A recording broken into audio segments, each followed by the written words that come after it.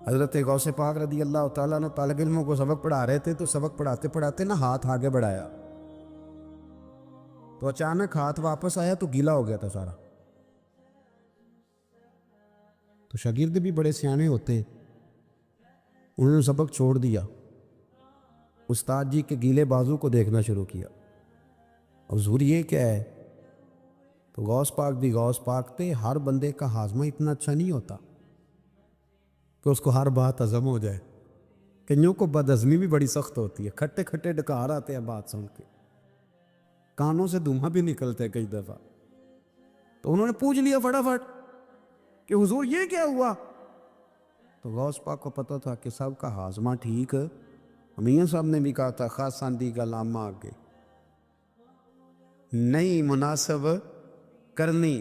اگلا شعر میں نہیں پڑھنا کیونکہ زیادہ ڈاٹ ہے، تو میں ادھر ہی رہتا ہوں، اتنا ہی کافی ہے کہ خاص ساندی کا لامہ آگے نہیں مناسب کرنی۔ انہوں نے کہا حضور یہ کیا ہے؟ تو آپ فرمانے لگے تمہارے والی بات نہیں۔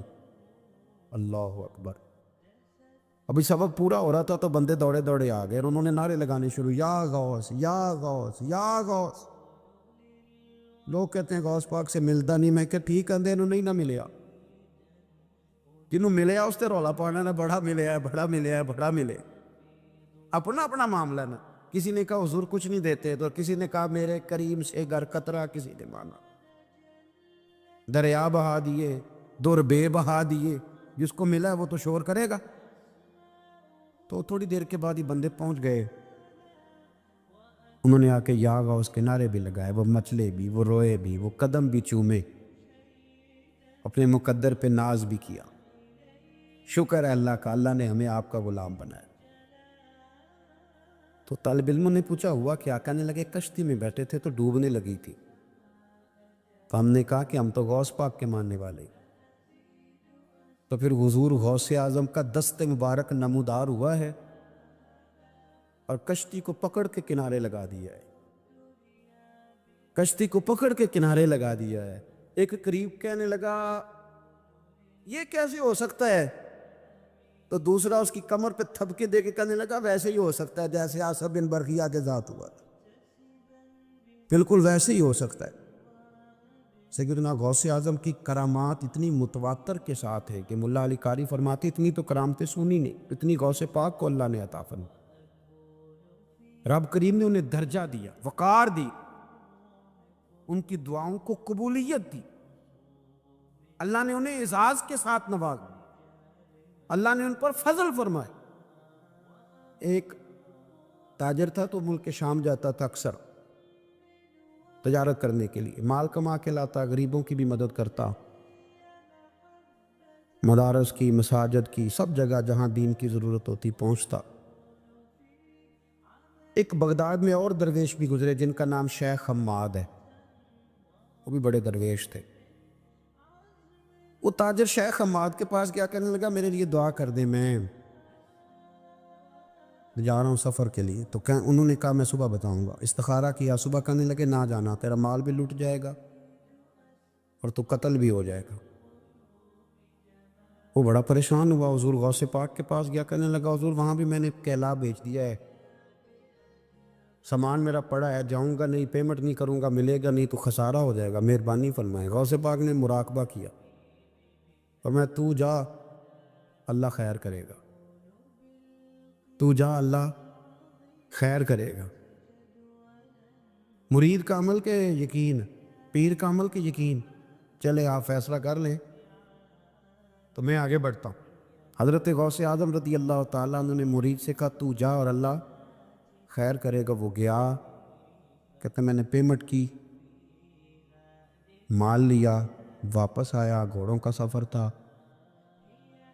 رستے میں رات کو ایک جگہ سویا، خواب دیکھتا ہوں،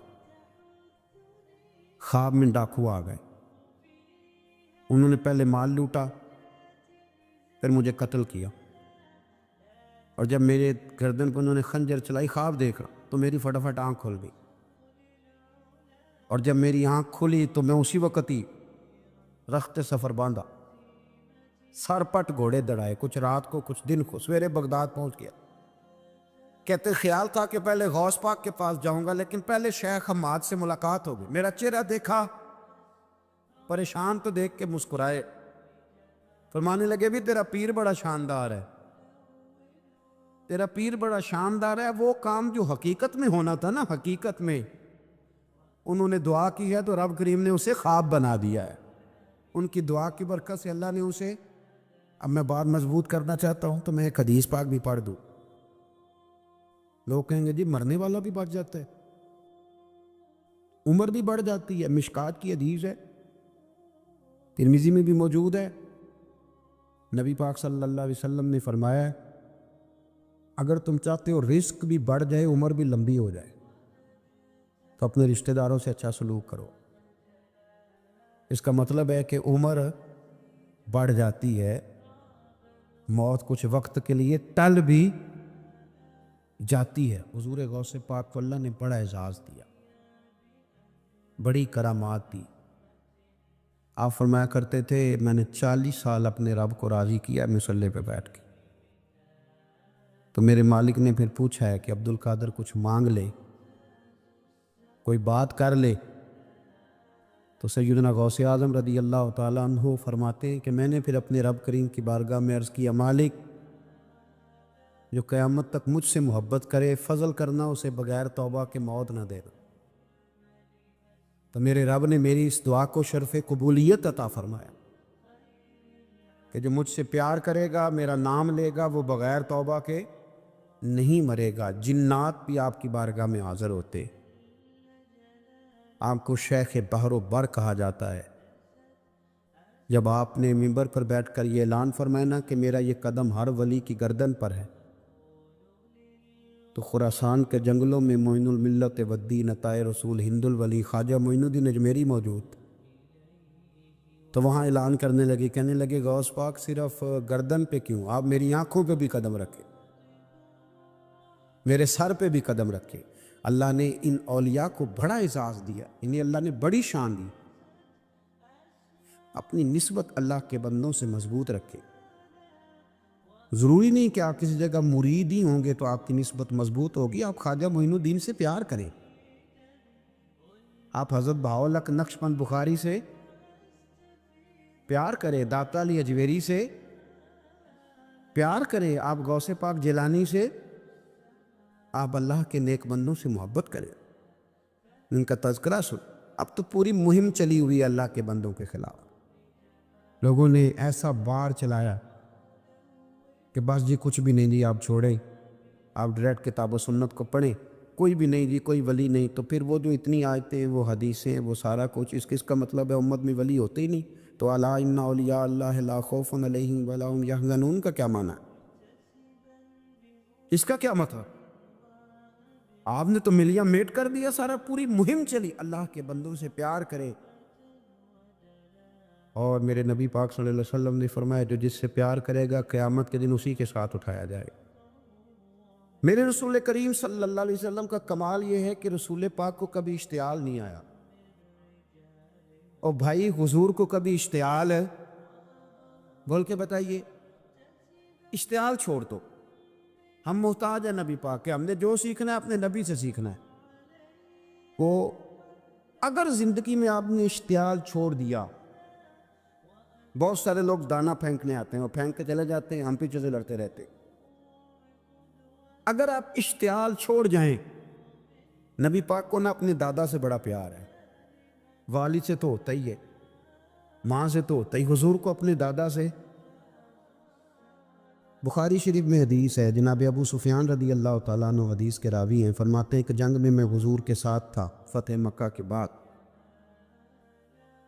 تو کافروں نے بڑا شدید حملہ سامنے سے کر دیا۔ فرماتے ہیں جب انہوں نے شدید حملہ کیا تو مسلمان تھوڑے پیچھے ہٹے، ارادہ یہ تھا کہ نئی منصوبہ بندی کے ساتھ آگے بڑھیں گے۔ کہتے میں نے نبی پاک صلی اللہ علیہ وسلم کے گھوڑے کی لگام تھامی ہوئی تھی، صحابہ پیچھے ہٹے پر حضور نہیں پیچھے ہٹے، اور آگے بڑھے تو میں نے کہا یا رسول اللہ سب لوگ پیچھے ہٹ رہے ہیں، ذرا پیچھے ہٹ کے نئی حکمت عملی، نئی تازگی کے ساتھ بار کریں گے تاکہ مقابلہ کر سکے، تو جنگ کا موقع ہے۔ جنگ کا وقت ہے، اور حضور وہاں نعرہ کیا لگاتے ہیں؟ فرمایا پیچھے نہیں ہٹنا. کیوں؟ انا النبی لا کاذب، انا ابن عبد المطلب لا کاذب. فرمایا پیچھے نہیں ہٹنا ہے. ایک تو اس لیے نہیں ہٹنا کہ میں نبی ہوں اور یہ بھی سچ ہے، اور اس لیے بھی پیچھے نہیں ہٹنا کہ میں کوئی معمولی آدمی نہیں، میں عبد المطلب کا پوتا ہوں. اب پیچھے ہٹنا، کتنی دلچسپی ہے اپنے دادا کے ساتھ، کتنا پیار ہے. ضروری نہیں دادا پی ایچ ڈی ہو تو پھر ہی پیار کیا جائے، یہ بھی ضروری نہیں کہ دادا کروڑ پتی ہو تو پھر بھی پیار کیا جائے، یا دادا پیر ہو، صوفی ہو، عالم ہو تو پھر ہی پیار کیا جائے. ماں باپ تو ماں باپ ہی ہوتے ہیں، ماں باپ تو ماں باپ ہوتے ہیں. مجھ سے کوئی کہے میں اپنی اماں پہ 6 جلدوں میں کتاب لکھ سکتا ہوں، میں ذمہ داری سے کہہ رہا ہوں، وضو کے ساتھ بیٹھو. اگر کبھی اللہ مجھے موقع دے تو میں کئی جلدوں میں اپنے والد پر کتاب لکھ سکتا ہوں. یہ ضروری تو نہیں کہ ماں باپ پڑھے لکھے ہوں تو پھر ہی ان پہ لکھا جا سکتا ہے. ماں اگر کپلے بھی تھاپتی ہو نا، اسے الف با تا سا نہ بھی دیکھ کے پڑھنا آتا ہو تو بیٹے سے پیار کتنا کرنا ہے یہ اسے آتا ہوتا ہے. یہ اللہ اسے دے کے بھیجتا ہے، اس کے لیے کسی پی ایچ ڈی کی ضرورت، یہ اسے پتہ ہوتا ہے. یہ اللہ تعالیٰ اس کے سینے میں پہلے اتارتا ہے. نبی پاک صلی اللہ علیہ وسلم کو بڑا پیار ہے. انا ابن عبد المطلب، میں کوئی معمولی آدمی نہیں، میں عبد المطلب کا پوتا ہوں. یہ جنگوں میں حضور اعلان کرتے. اب دوسری کتاب دیکھی الوفا شریف میں اور شفا شریف میں حدیث ہے، حضرت عمر فاروق راوی فرماتے میں کھڑا تھا، یہودیوں کا ایک بہت بڑا عالم ہے، زید بن دسنہ اس کا نام ہے. حضرت بلال حبشی رضی اللہ تعالیٰ عنہ فرماتے ہیں کہ جب کہیں ضرورت پڑتی تھی تو ہم لوگوں سے قرضہ لیتے تھے. وہ ایک دن مجھے کہنے لگا مجھ سے قرضہ لے لیا کرو، میرے پاس پیسے پڑے ہوتے ہیں. میں نے اس سے قرضہ لے لیا نبی پاک صلی اللہ علیہ وسلم کے مہمانوں کے لیے، کیونکہ میری ذمہ داری تھی مہمانوں کی دیکھ بھال. آپ فرماتے ہیں کہ ابھی اس کے حضرت عمر فرماتے ہیں کہ وعدے میں 3 دن باقی تھے، میں حضور کے ساتھ تھا. وہ عالم تھا یہودیوں کا، تورات جانتا. تو چوک میں اس نے کھڑا کر لیا اور کھڑا کر کے کہنے لگا نبی کریم صلی اللہ علیہ وسلم سے کہ میرے پیسے دے. تو حضور صلی اللہ علیہ وسلم نے فرمایا کہ ابھی تو 3 دن باقی ہیں وعدے میں، انشاءاللہ وعدے پہ دے دیں گے. میں نے جو مضمون چھیڑا ہے وہ میں نے مکمل کرنا ہے، آپ میری بات پہ توجہ کرنا. میں کہہ چکا ہوں کہ حضور کو دادا سے بڑا ہی پیار ہے. اب وہ یہودیوں کا عالم کیا کہتا ہے نبی پاک کو، تانا کس طرح دیتا ہے، معاذ اللہ ثم معاذ اللہ، نقل کفر نہ باشد. جب حضور نے کہا نا ابھی 3 دن باقی ہیں تو کہنے لگا جی معاذ اللہ ثم معاذ اللہ، پھر معاذ اللہ، کروڑ دفعہ معاذ اللہ. کہنے لگا جی عبد المطلب کی اولاد کا طریقہ یہ ہے، پیسے لے لیتے ہیں پھر واپس نہیں کرتے. ہے نا اشتعال والی بات. یعنی ویسے ہی آپ کسی کو کہیں کہ تیرے دادے کی اولاد شاری کا طریقہ ہی وہ گرم ہو جائے گا. اور اگر یہ کہہ دیا جائے اس ذات کے بارے میں جس سے آپ پیار بھی عشق کی حد تک کرتے ہو، تو اب تھپڑ تو بنتے ہیں نا 4، اب ڈنڈا تو بنتا ہے نا. لیکن میرے نبی پاک اشتعال بھی نہیں آتے، مزاج نہیں تھا رسول کریم کا. نبی کریم صلی اللہ تعالیٰ علیہ وسلم اتنی بڑی بات کر دی کہ حضرت عمر کہتا ہے میں نے یوں کر کے تلوار پہ ہاتھ رکھا اور نکال لی نیام سے باہر، گردن اڑاؤں گا اس گستاخ. رسول کریم نے فرمایا عمر یہ تو کیا کر رہا ہے، تیرے تو ذمہ یہ تھا کہ تو اسے نرمی کا کہتا اور مجھے پیسے دینے کا کہتا. اب اس طرح کر، اسے فلاں جگہ لے جا، وہاں کھجوریں پڑی ہیں تول کے دے دے، چل 2 کلو زیادہ بھی دے دینا. حضرت عمر فاروق رضی اللہ تعالیٰ عنہ کہتے ہیں میں نے کہا حضور زیادہ کس بات کی، میں تو پوری بھی ذرا ناپ تول کے دوں گا.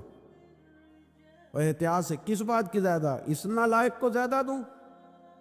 حضور فرمانے لگے زیادہ اس لیے دینی ہے کہ تو نے اسے ڈانٹا ہے، تو نے تلوار دکھائی ہے، اب 2-3 کلو زیادہ دینی. حضرت عمر کہتے ہیں میں لے گیا اور میں نے 2-3 کلو کھجوریں زیادہ دی. پر وہ میرے اندر جو اس کے بارے میں کوفت تھی وہ جاتی نہیں تھی. میرا دل کرتا تھا کاٹ ڈالوں اسے، اور جب میں نے دے لی نا تو میرے قریب آیا، میرے گھٹنے پہ ہاتھ رکھا. آنسو بڑے قیمتی ہوتے، ایک کبھی نکلتے. کہتے ہیں جب میرے گھٹنے پہ اس نے ہاتھ رکھا تو وہ یہودیوں کا عالم رو پڑا. کہنے لگا عمر تیرا کیا خیال ہے کہ میں بلا وجہ یہ میں نے بات کر دی؟ کہا نہیں، تو روتا کیوں ہے؟ پہلے بے ادبی کرتا ہے اب روتا ہے. تو کہنے لگا عمر میں کوئی معمولی آدمی نہیں، میں پڑھا لکھا بندہ ہوں. معمولی ہوتا تو جلدی مان جاتا. میں تورات کا، انجیل کا، زبور کا عالم ہوں. میں نے آخری نبی کی ساری صفتیں اپنی کتابوں میں پڑھی ہیں. میں نے ساری باتیں چھپ چھپ کے نبی پاک میں دیکھ لی تھی. ایک بات میں نے حضور کی آزمانی تھی ابھی، وہ یہ تھا کہ نبی پاک کے سامنے جتنی بھی جہالت کرو گے نا، اللہ کے رسول کا حلم اس پر غالب آ جائے گا، حضور کا صبر اس پر غالب آئے گا. میں نے نا آج وہ آزمانا تھا، اور میں نے نا سازش کر کے بلال کو پیسے دیے تھے، اور میں نے سازش کر کے 3 دن پہلے مانگے تھے. پر عمر تجھے مبارک ہو، میں نے تو آزما کے مانا ہے، تو بغیر آزمائے محمد عربی کا غلام بن گیا ہے.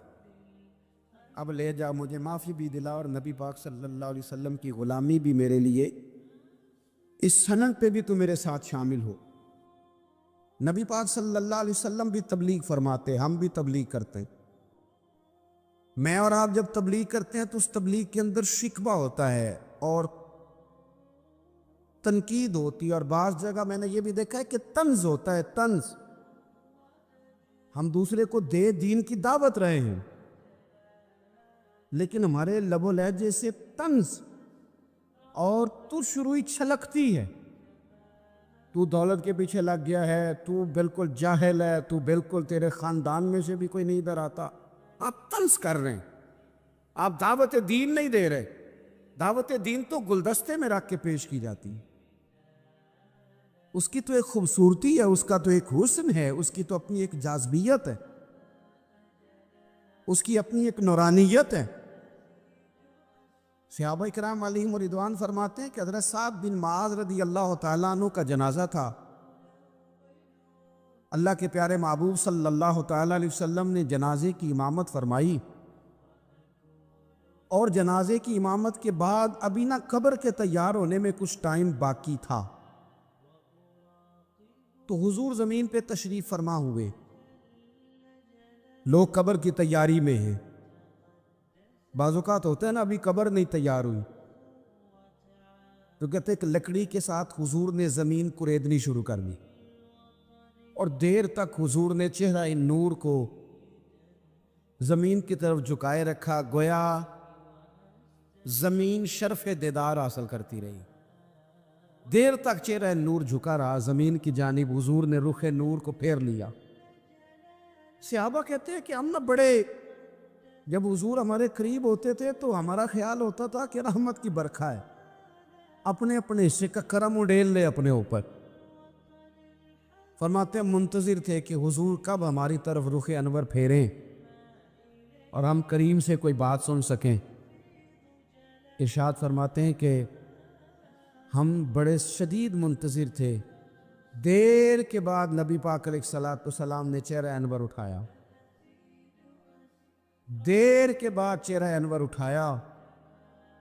یہ دیکھیں تبلیغ ہو رہی ہے، اور جب حضور نے چہرہ انور اٹھایا تو آنکھوں میں آنسو تھی، رو رہے تھے. اور 3 دفعہ حضور نے فرمایا، چونکہ قبر تیار ہو رہی تھی، 3 دفعہ نبی کریم نے فرمایا لوگو، قبر آخرت کی منزلوں میں سے پہلی منزل ہے، اس کی تیاری کر لو، اس کی تیاری کر لو، اس کی تیاری کر لو. 3 دفعہ حضور نے یہ جملے دہرائے. کیوں؟ ایک میں تبلیغ کرتا ہوں، پر اس میں نہ درد ہے، نہ رونا ہے، نہ وہ لب و لہجہ ہے. ایک حضور دعوت دے رہے ہیں قبر کی تیاری کی، لیکن اس میں آنسو ہے، اس میں خاص رغبت ہے غلاموں کے لیے. تو اپنی زندگی کے اندر جو ہمارا انداز تکلم ہے، ہمارا انداز گفتگو ہے، میں کہا کرتا ہوں کہ ہم نا دین کے لیے جب کلام کر رہے ہوتے ہیں تو شدت ہوتی ہے ہمارے جملوں کے اندر، بعض مقامات شدت کے ہوتے ہیں. آپ جہاد کی بات کر رہے ہیں، ناموس رسالت کی بات کر رہے ہیں، تو کسی جگہ آپ کے لب و لہجے کے اندر شدت کا ہو جانا برا نہیں ہے، بلکہ وہ اچھا ہے. لیکن میرے عزیز، ہر وقت ہی کچھ لوگ تلخ ہیں، انہیں کسی وقت بھی آپ ان سے ملاقات کر لیں وہ لوگ آپ کو پریشان ہی نظر آئیں گے.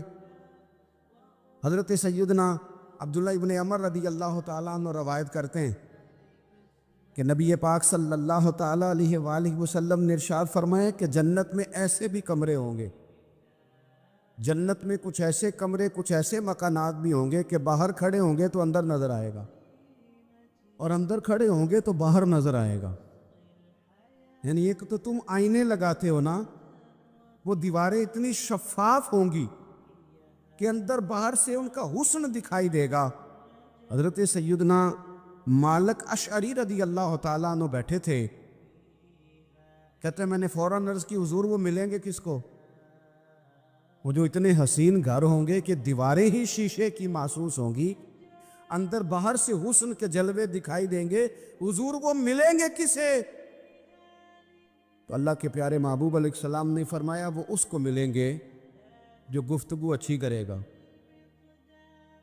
جو گفتگو اچھی کرے گا، لب و لہجہ اخلاق والا ہوگا، گفتگو اچھی کرے گا، لوگوں کو کھانا کھلائے گا، اور جب لوگ سو رہے ہوں گے تو وہ اٹھ کے اپنے رب کی عبادت کرے گا. اس شخص کو وہ مکانات ملیں گے جن کی دیواریں آئینے کی مانند ہوں گی، جن کا حسن تازہ ہوگا، جن کو اللہ تبارک و تعالیٰ نے اپنے فضل سے مزین کیا ہوگا، سنوارا ہوگا. ہم اگر تھوڑی سی توجہ کریں نا تو کئی دفعہ وقت گزر جاتا ہے، لہجہ نہیں بھولتا، لہجہ یاد رہتا ہے. آپ تو 2 منٹ کے لیے غصے میں تھے نا، تو آپ نے کوئی بات کر دی کسی غریب کو، کسی شخص کو، آپ غصے میں تھے، آپ نے کہہ دیا، اس بیچارے نے سن لیا، لیکن وہ باتیں اسے سونے نہیں دیتی، بار بار یاد آتی. کوئی آپ کے ساتھ تلخ کلام کر دے نا، کبھی تلخ گفتگو کر دے، بندہ جب سامنے آتا ہے وہ باتیں یاد آ جاتی ہیں، تکلیف ہوتی ہے، اور وقت گزر جاتا ہے. لڑائیاں ہمیشہ چل نہیں سکتی. لڑائی کتنی دیر کی ہوتی ہے؟ 1 دن کی، 2 دن کی. قتل بھی ہوں تو اگر قاتل کو پھانسی بھی ہو جائے تو پھانسی کے بعد بالآخر لڑائی تو ختم ہو ہی گئی نا.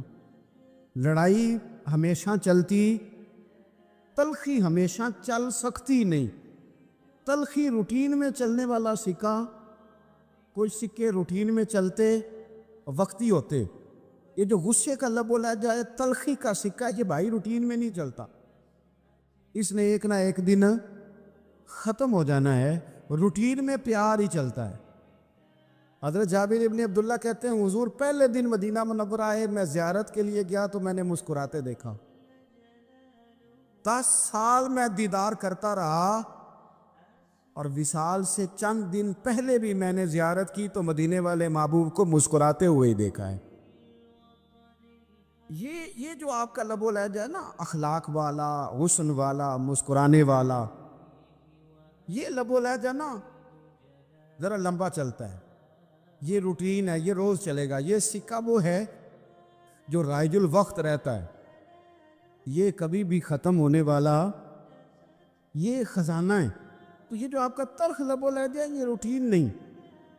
عارف رومی رحمۃ اللہ علیہ فرماتے ہیں کہ وہ مثال دینے کے لیے بات سمجھاتے ہیں. فرماتے ہیں ایک شخص جنگل میں لکڑیاں کاٹنے جایا کرتا تھا تو شیر سے دوستی ہو گئی، یعنی ڈائریکٹ بادشاہ سے دوستی ہو گئی. اور بادشاہ بھی وہ جو جنگل کا بادشاہ ہے، جنگل کے بادشاہ سے دوستی ہو گئی. اب وہ لکڑہارا غریب آدمی تھا، لکڑیاں تو کاٹنی ہوتی تھی، تو وہ جنگل کا بادشاہ اعلان کر دیتا جانوروں کو کہ میرا دوست آیا، ایک تو کوئی تنگ نہ کرے، اور دوسرا یہ کہ سب لوگ مل کے اس کے ساتھ تعاون کرے. کبھی کوئی جانور لکڑیاں اکٹھی کراتا، کبھی کوئی اپنی پشت پہ گدھا، بیل، گھوڑا، خچر رکھ کے وہ لکڑیاں باہر چھوڑنے آتا۔ تو اب اس کی بڑی دھوم مچ گئی جنگل کے اندر، لکڑہارا مزدور تھا، وہ بادشاہ سے دوستی کر کے بادشاہ بن گیا۔ وہ گھر آ کے نا بیوی کو اکثر بتاتا کہ میرا ایک دوست ہے، میں جاتا ہوں تو ساری پہلے ہی مخلوق کھڑی ہوتی ہے میرے استقبال کے لیے۔ دوستی جو بڑے سے ہو گئی ہے۔ بنا ہے شاہ کا مصاحب تو پھرے ہے اتراتا، وگرنہ شہر میں غالب کی آبرو کیا ہے۔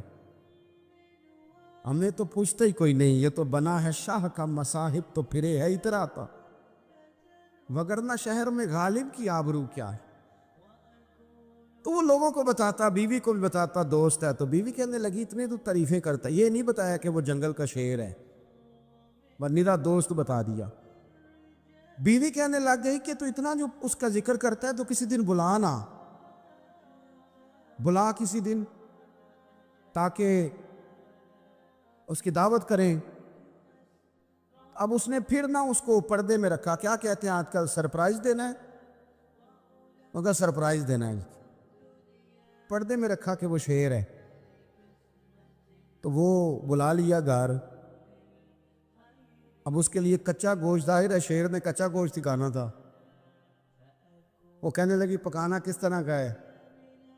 وہ کہنے لگا جب وہ آئے گا پھر بتاؤں گا۔ اب وہ کچا گوشت 2-3 بکرے ذبح کر کے ڈال دیے۔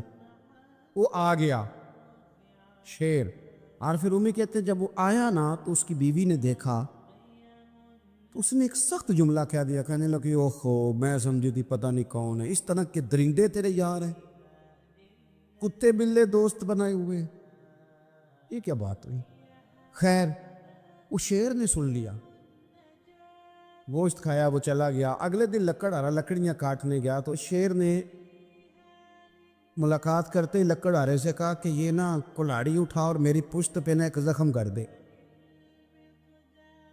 اس نے کہا نہیں میں یہ کام نہیں کرتا، تو میرا دوست ہے۔ اس نے کہا سن بھائی، میں نے پیار سے کہا ہے تو مان جا، ورنہ میں ہوں شیر، میں نے تجھ سے منوا ہی لینا ہے، میں کوئی تکلیف دوں گا مناسب نہیں، تو کر۔ اس نے کلاڑی اٹھائی اور اس کی پشت پہ ایک زور سے زخم لگا دیا، خون بہنے لگا۔ اس نے کہا تو نے آج کے بعد آنا ہے، لکڑیاں کاٹنی ہے، تجھے کوئی کچھ نہیں کہے گا، بس یہ ایک حکمت تھی جو میں نے کیا ہے۔ قصہ مختصر، وہ آتا رہا، لکڑیاں ملتی رہی، خدمت بھی ہوتی رہی، 6-8 ماہ گزر گئے۔ ایک دن شیر اس سے کہنے لگا یہ میرے ذرا بال اٹھا کے دیکھ، وہ جو تو نے زخم لگایا تھا وہ کہاں پہ ہے؟ اس نے وہ بال اٹھا کے دیکھا تو زخم ملا ہی نہیں، کئی جگہ پہ ٹٹولا کا یار یہاں تھا یہاں تھا یہاں تھا۔ شیر نے پھر کیا کمال ہی جملہ کہا، اس نے کہا کہ وہ جو کلاڑی کا زخم تو نے لگایا تھا نا وہ مکمل ہو گیا، لیکن تیری بیوی کا جو لہجہ تھا اور اس کی جو تلخی تھی وہ آج تک میرے ذہن میں موجود ہے، وہ ابھی بھی مجھے تکلیف دیتی ہے۔ تو بات سوچتا ہوں مجھے اس نے درندہ کہا، اس نے میرے بارے میں اتنے کچے اور کمزور اور سخت جملے کہے، تو وہ بات مجھے بھولتی، وہ آج بھی میرے ذہن میں اسی طرح گونجتی ہے۔ تلخ جملے جو اس نے کہے اور خوفناک جو انداز اس نے اختیار کیا، وہ بات مجھے کبھی بھی بھولتی۔